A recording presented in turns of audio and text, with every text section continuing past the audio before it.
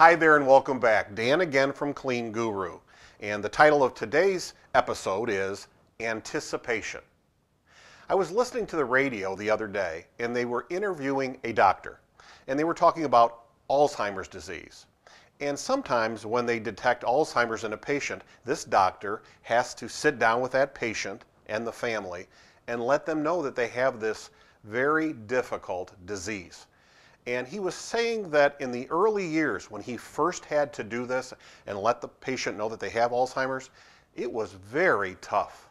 And he looks back and thinks, sometimes it didn't go that well and the patient really got more upset because he wasn't really that confident, and that's understandable. But he said, over the years he does much better with that. And he pointed out the reason why. He said it's because he anticipates the questions that they have. And of course, over the years, he really knows what those are now. So he would anticipate what questions they might have and be prepared with answers that were both very informative, yet very comforting, and he was able to better handle that conversation.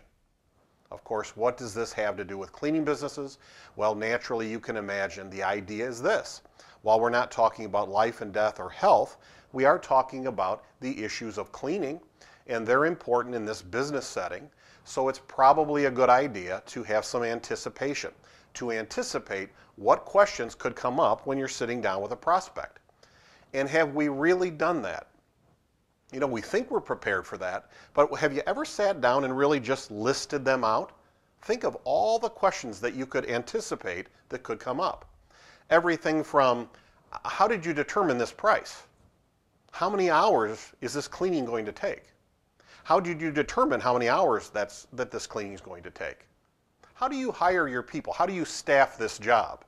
How do you guys handle training? How do you manage your people? How do you handle quality control? What kind of chemicals do you use? How do you approach the cleaning?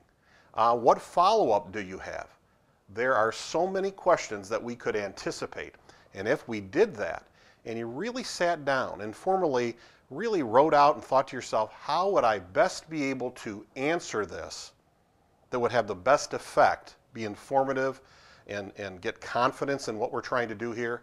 If we took the time to anticipate, we could improve how we handle that conversation, like the doctor improved the conversation that he had with his patients. Does that make sense? Hope so. Hope that helps. Have a great week. Until next time, remember that you can do this. You really can.